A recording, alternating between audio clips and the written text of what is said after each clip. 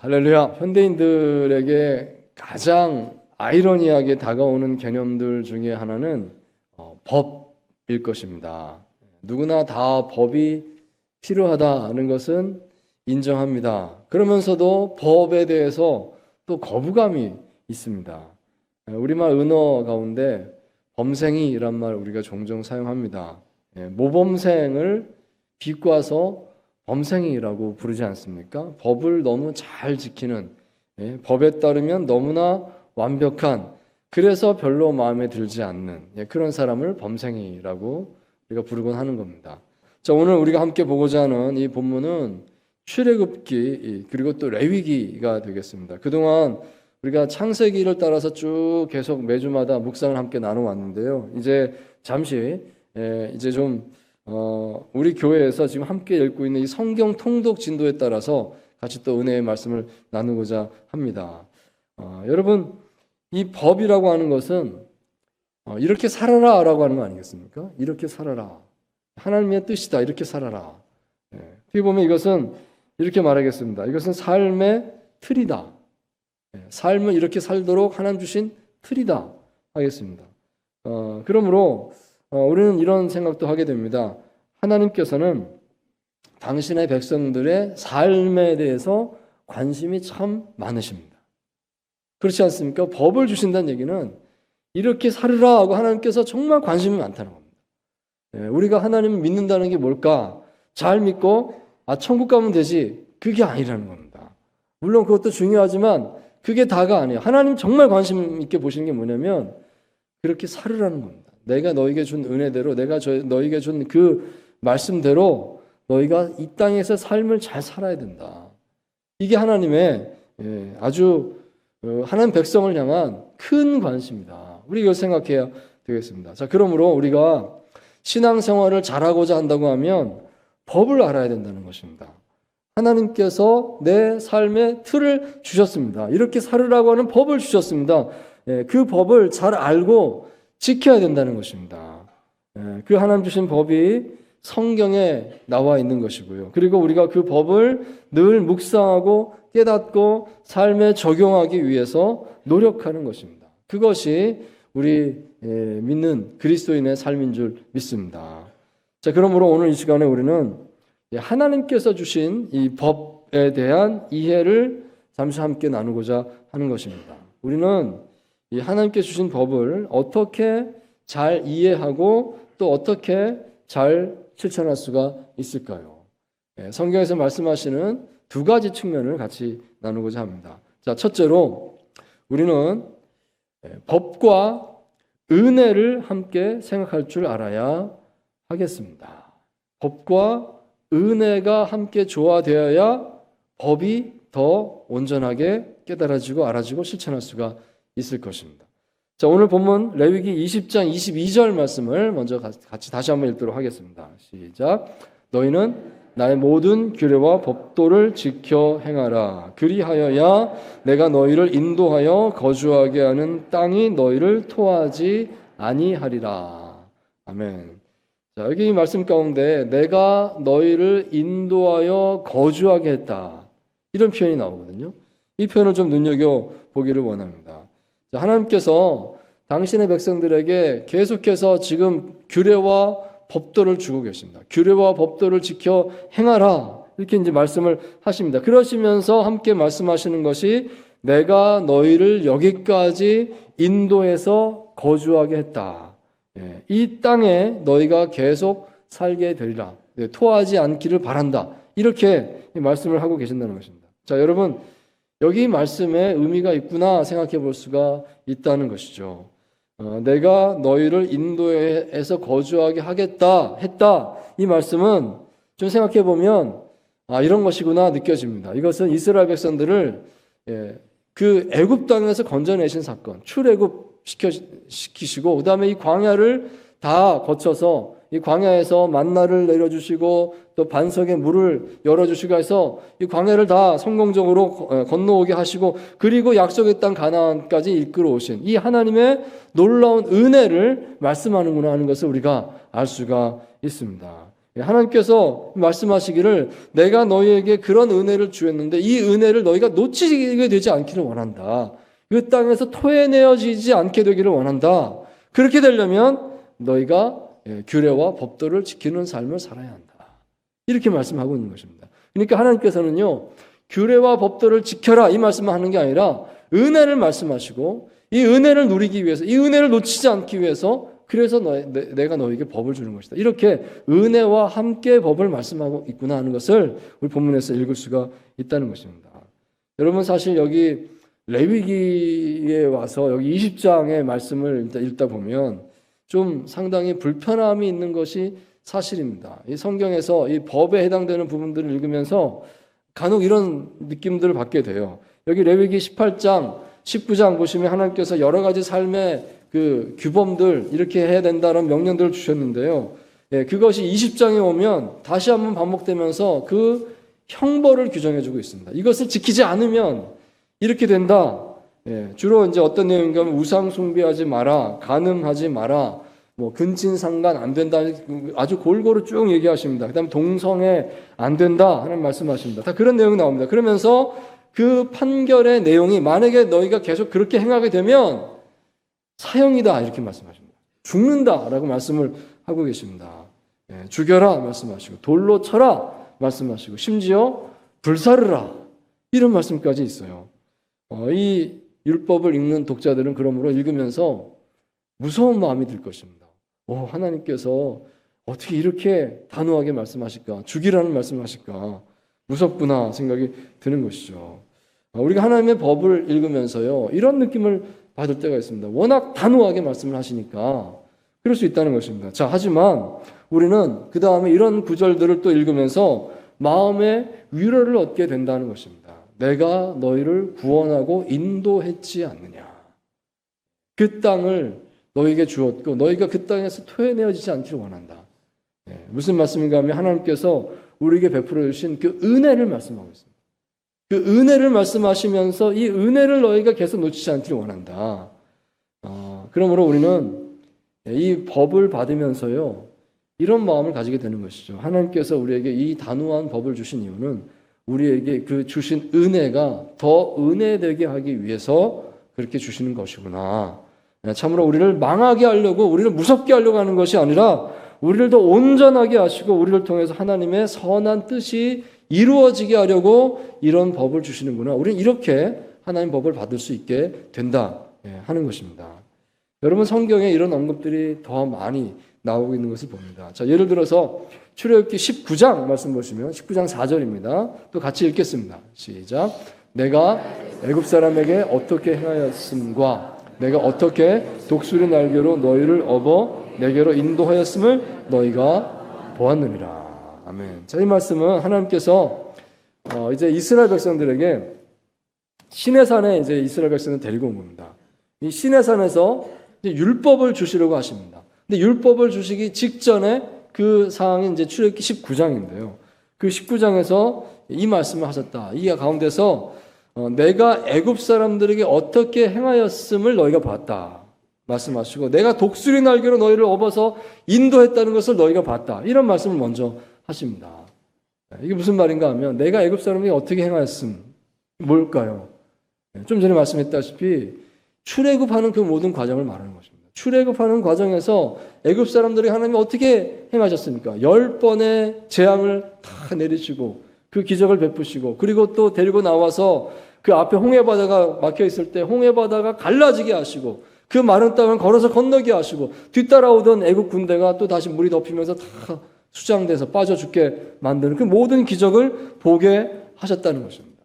그 모든 것을 너희가 다 보지 않았느냐 이 말씀을 하시고요. 내가 독수리 날개로 너희를 업어서 인도했다 이 말씀은 이 광해를 지나오면서 독수리가 마치 자기 새끼를 날개에 태워서 안전하게 옮기듯이 그렇게 내가 너희를 잘 보호해서 이 약속의 땅 가나안까지 데리고 왔다. 이 광야를 다 통과할 수 있게 만들어 주었다. 이것을 너희가 다 보았지 않느냐라고 말씀을 하고 계신다 하는 것입니다.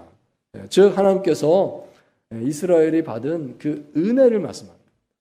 내가 너에게 이런 큰 은혜를 베풀었다. 자, 그러면서 그 다음 나오는 것이 이제 십계명을 주시고 하나님 율법을 주시고 이렇게 하나님의 법을 주시는구나. 이렇게 하나님께서 말씀하시는구나 하는 것을 우리가 보게 된다는 것입니다. 여러분 이런 식의 성경의 언급이 많이 나오고 있습니다. 하나님은 법을 말씀하시면서 은혜를 같이 말씀하십니다. 은혜를 말씀하시고 법을 강조하십니다. 이게 하나님의 방법입니다. 자, 왜 이렇게 하실까? 왜냐하면 우리가 법을 제대로 깨닫고자 한다면 은혜를 반드시 알아야 된다는 것입니다. 은혜를 알아야 법이 깨달아진다. 이게 하나님의 마음입니다. 요한복음 8장에 보시면 바리새인들이 간음하는 여인을 현장에서 붙잡아 끌고 와서 예수님께 질문하는 내용이 나오고 있습니다. 이 여인을 어떻게 할까요? 모세 율법에 따르면 이런 여자는 돌로 치라고 되어 있는데 어떻게 할까요? 예수님께 질문합니다. 이 질문은요, 사실 예수님께 어떤 답을 얻으려고 하는 것이 아니라 예수님을 얽어매려고, 예수님을 꼼짝 못하게 하려고 그런 의도에서 하는 질문이었습니다. 자, 그런데 예수님께서 아주 짧게, 아주 지혜롭게 답을 하셨다는 것입니다. 이렇게 말씀하십니다. 너희 중에 죄 없는 자가 먼저 돌로 치라. 이렇게 말씀하십니다. 죄 없는 자가 먼저 돌로 쳐라. 그러자 이 분위기가 바뀌는 것입니다. 사람들이요, 이 여인을 치려고 막 흥분해서 막 돌을 들고 막 이렇게 서 있다가 죄 없는 자가 먼저 돌로 치라 그러니까 생각을 해보게 되는 겁니다. 내가 죄가 있나? 내가 죄가 있나 생각하니까 죄 없는 사람이 아무도 없는 거예요. 내가 죄가 있지. 내가 죄가 있지. 그러니까 이제 돌아보게 되는 겁니다. 내가 죄인인데 하나님께 받은 은혜로 내가 이렇게 산다. 이런 것이 생각나는 겁니다. 그 은혜가 떠오르는 겁니다.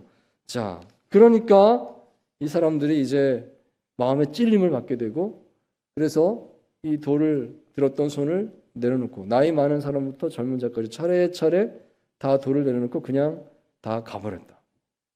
그렇게 되어 있습니다.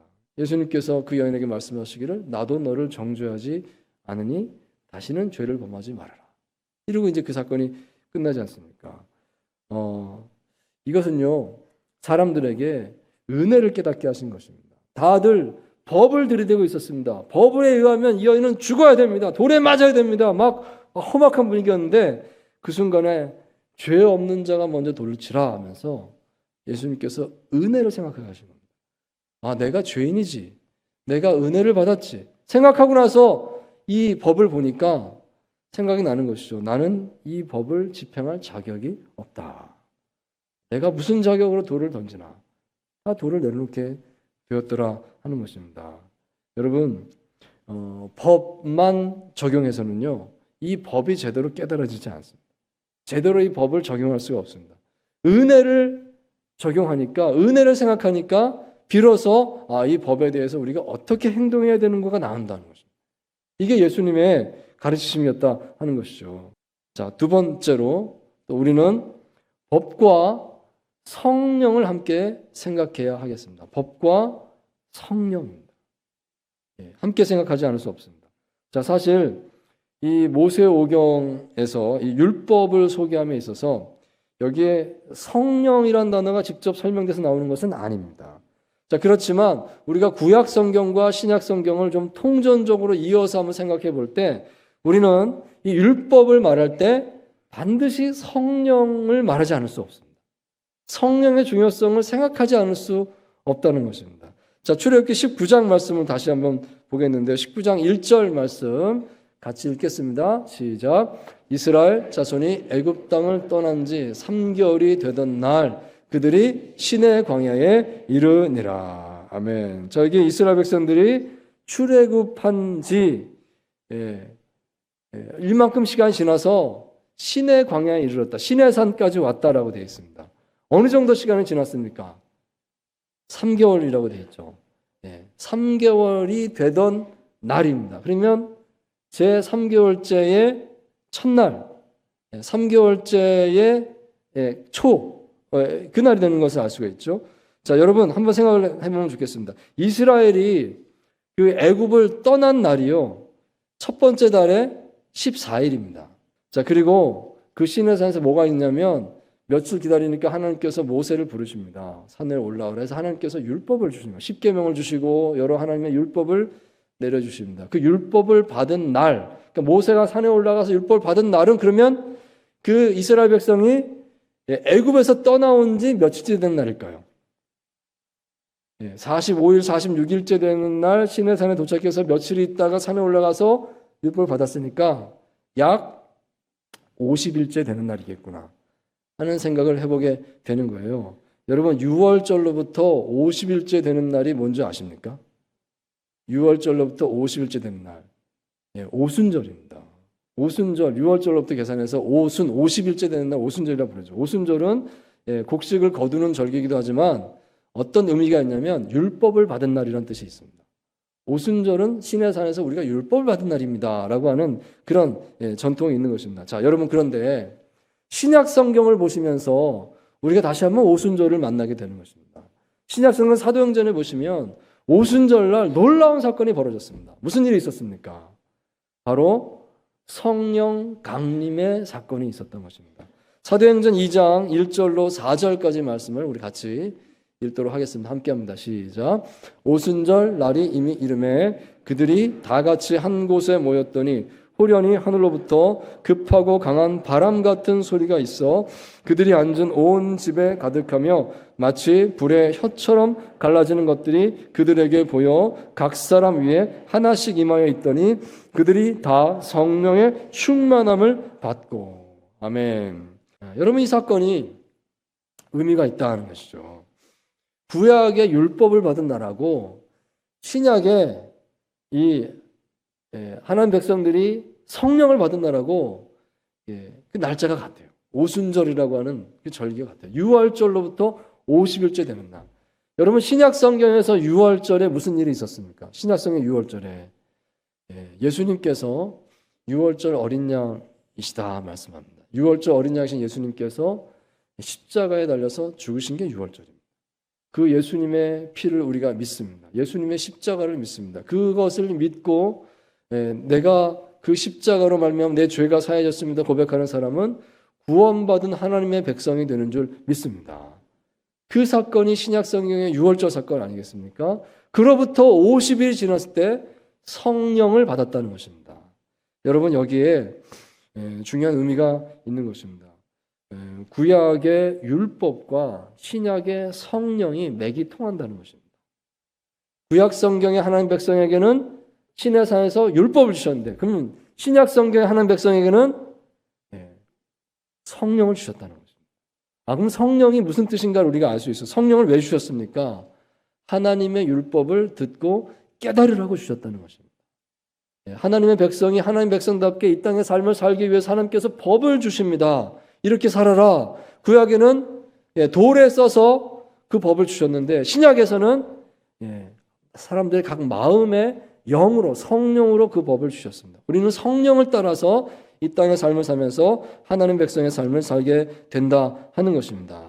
자, 여러분 이 성경 구절 한번 보시기 바랍니다. 예레미야 31장 31절, 33절 말씀인데 중요한 말씀입니다. 신약과 구약을 연결하는 말씀이 되겠습니다. 우리 같이 한번 읽도록 하겠습니다. 시작. 여호와의 말씀이니라. 보라, 날이 이르니 내가 이스라엘 집과 유다 집에 새 언약을 맺으리라. 그러나 그날 후에 내가 이스라엘 집과 맺을 언약은 이러하니 곧 내가 나의 법을 그들의 속에 두며 그들의 마음에 기록하여 나는 그들의 하나님이 되고 그들은 내 백성이 될 것이라. 여호와의 말씀이니라. 아멘. 자, 이 예레미야 선지자의 예언의 말씀인데요. 구약의 이스라엘 백성들은 시내산에 가서 모세를 통해서 하나님의 율법을 받았다라고 했습니다. 자, 그럼 하나님의 율법을 받아서 그 다음에 어떻게 살았을까요? 그 율법을 받아서 율법을 잘 지키고 행하고 하나님의 백성답게 잘 살았을까요? 어떻게 살았을까요? 여러분 구약 성경을 읽어보시면 답이 나와 있지 않습니까? 그들은 그렇게 잘 못 살았습니다. 율법을 잘 알면서도 행하지 못했습니다. 순종하지 않았습니다. 우상을 숭배했습니다. 선지자들을 보내서 하나님 경고하셨는데 선지자들을 계속 무시했습니다. 계속 타락한 삶을 살았습니다. 그래서 결국 하나님께서 심판하셨습니다. 그들을 바벨론에 멸망당하게 하시고 다 포로로 끌려가게 하시고 이렇게 만드신 것입니다. 자, 그런데 그 포로로 끌려갔을 때 그때 하나님께서 모든 것을 이제 끝났다 포기했는가? 그게 아니라 예레미야 선지자를 통해서 다시 한번 새로운 소망의 예언의 말씀을 주셨다는 것입니다. 이것이 예레미야서 31장 31절 32절 33절 여기 나온 이 말씀이 되는 것입니다. 다시 한번 내가 새 언약을 맺겠다. 옛 언약이 있습니다. 옛 언약은 신의 산에서 율법을 주시고 이 율법대로 살면 너희가 복 있는 하나님의 언약의 백성이 될 것이다. 이것이 옛 언약인데 이게 깨졌다는 거예요. 안 됐다는 거예요. 이제 다시 한번 내가 새 언약을 주겠다. 다시 시작하겠다는 겁니다.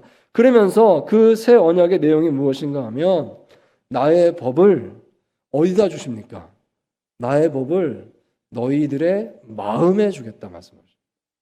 너희들에게 돌에 써서 산에서 모세를 통해서 주었는데 너희가 제대로 실천하지 못한 걸 내가 봤다. 이제는 너희가 실천할 수 있게 만들어 주겠다. 어떻게? 너희들 마음속에 법을 넣어줘서 너희가 다시는 법을 모른다고 말하지 못하게 하겠다.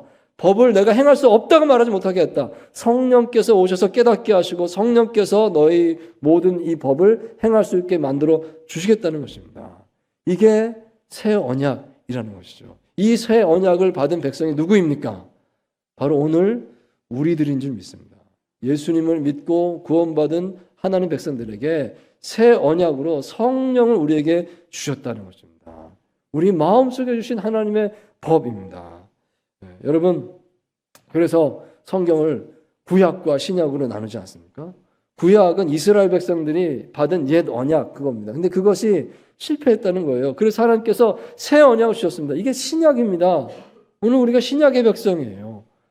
우리가 구원받았습니다. 예수님 믿고 그리고 성령 받았습니다. 이제 성령을 따라 살면서 하나님의 언약을 이루고 하나님 나라를 이루는 삶을 우리를 통해서 하나님께서 이루어 가시는 줄 믿습니다. 이 삶이 우리에게 주어졌다고요, 여러분. 성령께서 오셔서 이것을 우리 삶에 이루어 가시는 줄 믿습니다. 자, 그러므로 오늘 이 말씀 통해서 우리에게 주시는 이 하나님의 도전이 있다면 그것은 우리가 하나님의 법을 받은 언약의 백성임을 기억하며 살라 하는 것입니다. 내가 하나님의 법을 받았습니다. 어떻게 법을 받았습니까? 성령으로 법을 받았습니다. 하나님께서는 우리의 삶에 관심이 많으십니다. 이렇게 살아라 라고 말씀하시는 것입니다. 사랑하는 성도 여러분, 그러므로 오늘 이 말씀을 통해서 우리가 두 가지 실천사항을 생각해 볼 수가 있겠습니다. 자, 이 실천사항을 마음에 새겨보기를 원합니다. 하나는 성경을 읽으십시오 하는 것입니다.